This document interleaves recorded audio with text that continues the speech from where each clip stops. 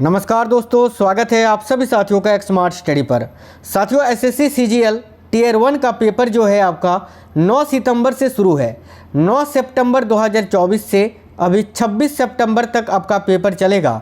आज के इस वीडियो में एसएससी सीजीएल टीयर 1 के लिए बहुत ही इंपॉर्टेंट जीके जीएस के क्वेश्चंस देखेंगे। तो ये क्लास आपको आज कंप्लीट देख लेना है, क्योंकि ये क्वेश्चंस प्रीवियस ईयर्स के क्वेश्चंस हैं जो कि एसएससी सीजीएल में पहले पूछे जा चुके हैं। तो आपको कंप्लीट देख लेना है।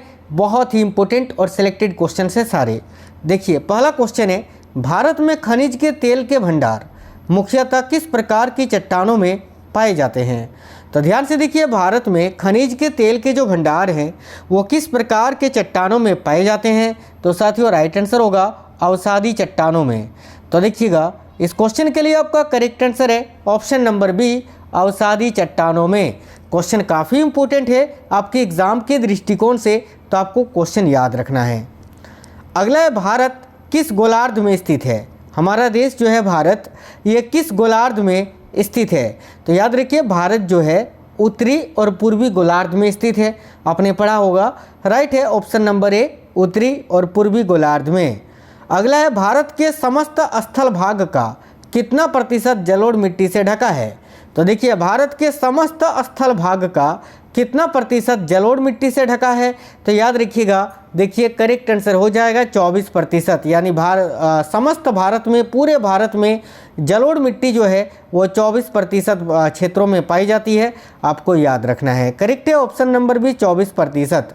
जोजिला दर्रा किसे जोड़ता है? तो देखिए, जोजिला दर्रा जो है ये साथियों श्रीनगर और लेह को जोड़ता है। राइट है ऑप्शन नंबर ए, श्रीनगर और लेह को। भारत के किस राज्य में उसके क्षेत्र का अधिकतम प्रतिशत क्षेत्र वन आच्छादित है? यानी भारत के किस राज्य में उसके क्षेत्र का अधिकतम क्षेत्रफल वन है? तो करेक्ट आएगा साथियों यहाँ आपका ऑप्शन के अकॉर्डिंग, याद रखिएगा मिजोरम। ऑप्शन नंबर सी इस क्वेश्चन के लिए करेक्ट है।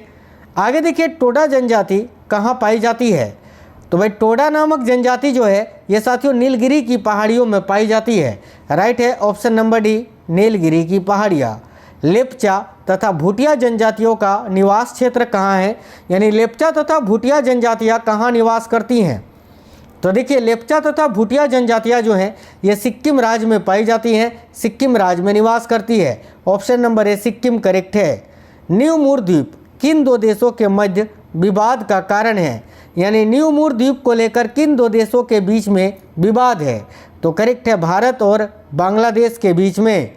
अगला क्वेश्चन है, किस राज्य में राष्ट्रीय उद्यान वैली ऑफ फ्लावर्स यानी फूलों की घाटी स्थित है?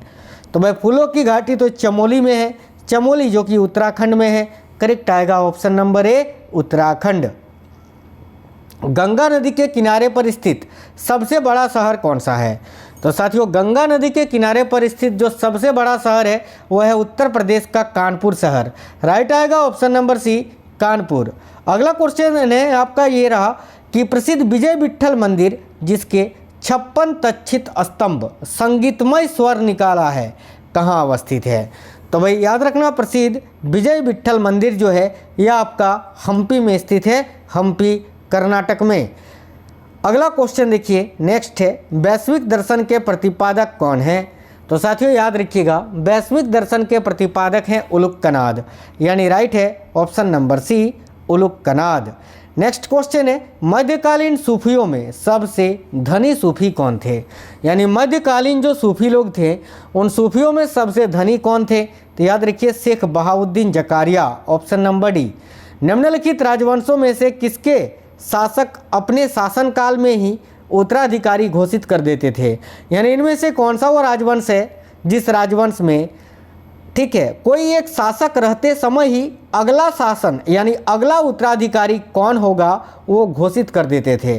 तो ये चोल साम्राज्य में होता था, चोल वंश में होता था। याद रखना, चोल वंश की स्थापना विजयालय ने की थी। अगला क्वेश्चन है, कुमार संभव काव्य किस कवि ने लिखा है? तो देखिए, कुमार संभव का महाकाव्य जो है ये किस कवि के द्वारा लिखा गया है? तो याद रखिए, करेक्ट आएगा कालिदास के द्वारा। राइट है ऑप्शन नंबर डी, कालिदास। अगला है, किस संग्रहालय में कुषाण कालीन मूर्तियों का संग्रह अधिक मात्रा में है? इनमें से वो कौन सा संग्रहालय है जिसमें कुषाण कालीन मूर्तियों का संग्रह अधिक मात्रा में है? तो साथियों याद रखिए मथुरा संग्रहालय में, ऑप्शन नंबर ए। मुस्लिम लीग ने मुक्ति दिवस कब मनाया था? काफ़ी इंपॉर्टेंट क्वेश्चन है। याद रखिए मुस्लिम लीग ने मुक्ति दिवस मनाया था 1939 में। राइट आएगा ऑप्शन नंबर ए। किसने कहा था कि मध्य रात्रि की टकोर पर जब संसार सोता है, भारत अपने जीवन व स्वतंत्रता के लिए जाग उठेगा? तो भाई इस कथन को कहा था पंडित जवाहरलाल नेहरू जी ने। राइट है ऑप्शन नंबर सी। निम्नलिखित में से किसने चहलगानी यानी चालीसी दल का पूर्णतः सफाया कर दिया था? तो चहलगानी यानी चालीसी दल का पूर्णतः सफाया किया था बलबन ने। राइट है ऑप्शन नंबर ए। और इसका गठन किसने किया था अगर पूछे, बड़ा कन्फ्यूजन होता है इस क्वेश्चन में। दोनों क्वेश्चन पूछा जाता है कि चहलगानी का गठन किसने किया था। तो अगर आपसे गठन पूछेगा तो इल्तुतमिश राइट आंसर होगा, और पूछेगा कि चहलगानी का सफाया किसने किया था तो बलबन ने। तो इस क्वेश्चन का राइट है ऑप्शन नंबर ए बलबन। अगला क्वेश्चन है अग्रहार का अर्थ क्या था? तो भाई अग्रहार का अर्थ क्या होता था? तो ऑप्शन नंबर सी, सैनिक अधिकारियों को दिया जाने वाला भूमि अनुदान। देखिए नहीं, माफ करना यार, ब्राह्मणों को दिया जाने वाला मुक्त भूमि अनुदान ना। अग्रहार किसको कहा जाता था या अग्रहार का अर्थ क्या था? तो याद रखिएगा ब्राह्मणों को दिया जाने वाला कर मुक्त भूमि अनुदान। ऑप्शन नंबर ए करेक्ट है। बाबर ने पहली बार पश्चिम से कहाँ होकर भारत में प्रवेश किया? काफ़ी अच्छा क्वेश्चन है साथियों। देखिए बाबर ने पहली बार, ठीक है, बाबर ने जो है पहली बार पश्चिम से कहाँ होकर भारत में प्रवेश किया था? तो याद रखिए इस क्वेश्चन के लिए आपका करेक्ट आंसर हो जाएगा साथियों, कहाँ से होते हुए? तो पंजाब से होते हुए। राइट है ऑप्शन नंबर सी, पंजाब आपको यहाँ याद रखना है। मुजरिस किस राज्य का प्रमुख बंदरगाह था? तो मुजरिस जो है याद रखना चेर साम्राज्य का एक प्रमुख बंदरगाह हुआ करता था।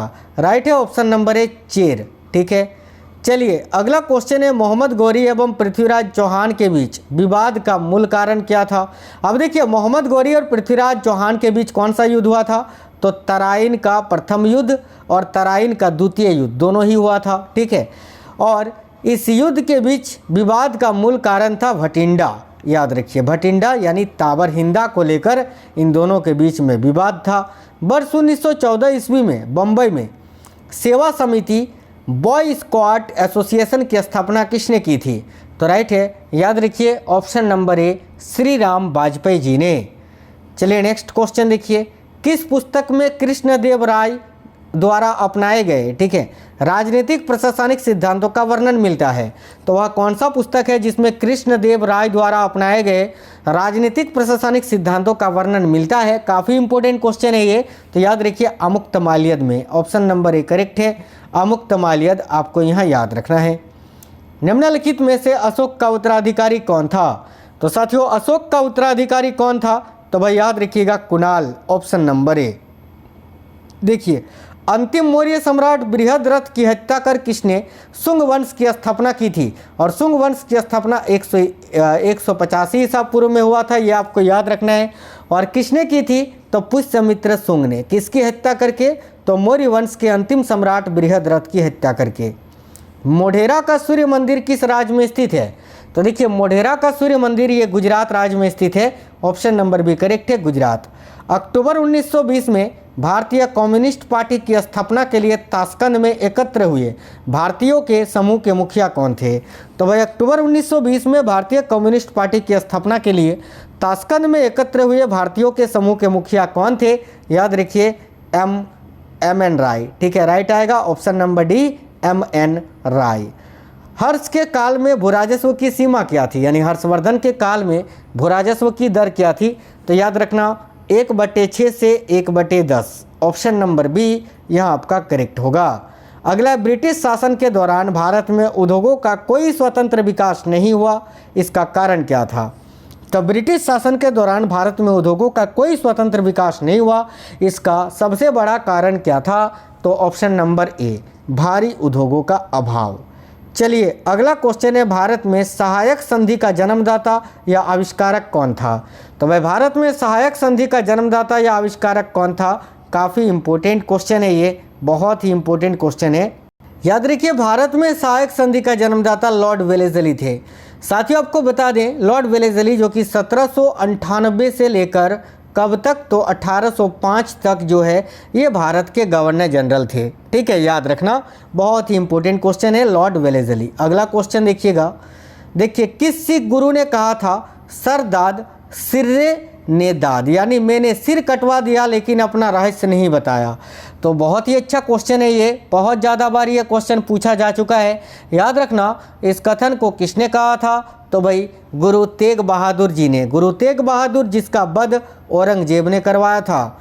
पत्रकार के कर्तव्य का निर्वहन करते हुए जेल जाने वाला प्रथम भारतीय कौन था, तो देखिए पत्रकार के कर्तव्य का निर्वहन करते हुए जेल जाने वाले प्रथम भारतीय थे बाल गंगाधर तिलक। अगला है, किस स्थान पर हुए विद्रोह के दमन के दौरान ब्रिटिश सैन्य अधिकारी हेवलॉक की मौत हो गई थी, तो भाई किस स्थान पर हुए विद्रोह के दमन के दौरान ब्रिटिश सैन्य अधिकारी हेवलॉक की मौत हो गई थी, तो याद रखिए लखनऊ में। चलिए अगला क्वेश्चन है नांगानंद। ठीक है, नांगानंद, यहाँ थोड़ा साथियों गड़बड़ा गया है टाइपिंग। ठीक है, नांगानंद यानी देखिए नांगानंद रत्नावली एवं प्रियदर्शिका नाटकों के नाटककार कौन थे, यह आपसे पूछा जा रहा है। तो याद रखिएगा हर्षवर्धन। करेक्ट है ऑप्शन नंबर डी। पहले आधुनिक लोहा इस्पात उद्योग की स्थापना कहाँ हुई थी, तो पहले आधुनिक लोहा इस्पात उद्योग की स्थापना कहाँ हुई थी, याद रखिएगा बिहार में। ऑप्शन नंबर ए करेक्ट आएगा। अगला क्वेश्चन है, जेलिया यांगसांग आंदोलन जो कि मणिपुर में हुआ था, इसका नेतृत्व करने वाली गाडिन लियू को किसने नागाओं की रानी की उपाधि दी थी, तो भाई याद रखिए करेक्ट है जवाहरलाल नेहरू जी ने। अगला क्वेश्चन है, मुगल स्थापत्य काल के संदर्भ में पिट्टा ड्योरा का अर्थ क्या होता था, यानी मुगल काल में पिट्टा ड्योरा का अर्थ क्या था, ये आपसे पूछा जा रहा है। तो देखिए करेक्ट है ऑप्शन नंबर ए। संगमरमर के पत्थर पर जवाहरात से की गई जड़ावट को मुगल काल में क्या कहा जाता था, तो पिट्टा ड्योरा। आगे देखिए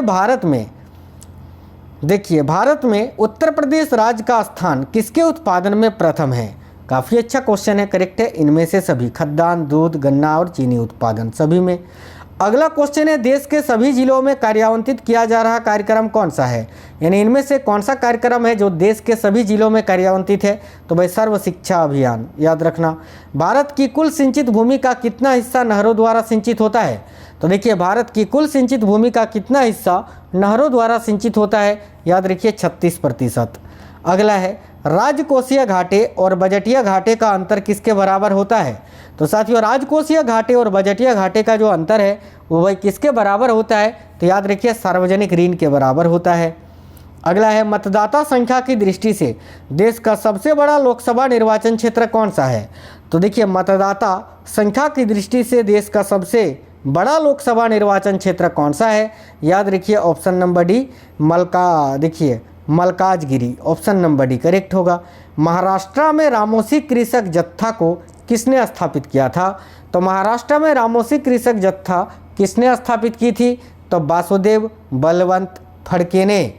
चलिए आगे देखिए, अगला क्वेश्चन है, भारत की तीसरी सर्वाधिक बोली जाने वाली भाषा कौन सी है, तो भाई भारत की तीसरी सर्वाधिक बोली जाने वाली जो भाषा है वह साथियों तेलुगु भाषा। याद रखिएगा। इंदिरा पॉइंट का अन्य नाम क्या है, तो देखिए इंदिरा पॉइंट का अन्य नाम क्या है, याद रखिए इनमें से सभी, जैसे कि पार्सन पॉइंट, लाही चिंग, इसके अलावा पिगमेलियन पॉइंट, ये सभी इंदिरा पॉइंट का अन्य नाम है।